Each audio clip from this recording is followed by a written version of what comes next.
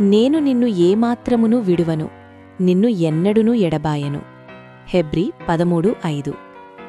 జీవితంలో ఒక్కోసారి మనకు చాలా ఒంటలిగా అనిపిస్తుంది. మన కష్టాల్లో మనల్ని అర్థం చేసుకునేవారు ఎవరూ లేరని, మనల్ని అందరూ విడిచిపెట్టారని మనసు కలత చెందుతుంది.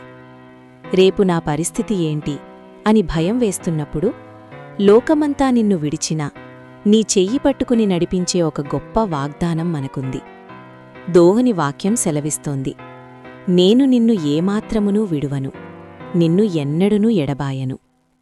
మనుషులు నిన్ను విడిచిపెట్టవచ్చు, పరిస్థితులు నిన్ను ఒంటరిని చేయవచ్చు.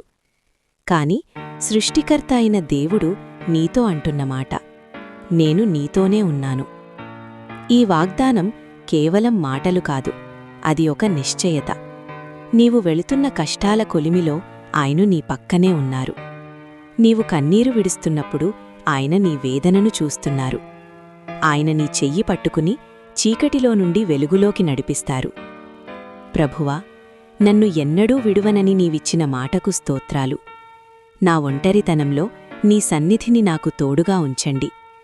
రేపటి గురించి నాకున్న భయాలన్నింటినీ నీ పాదాల చెంత పెడుతున్నాను. నీవు నాతో ఉన్నావన్న ధైర్యంతో నేను ముందుకు సాగేలా నన్ను బలపరచండి. ఆమెన్.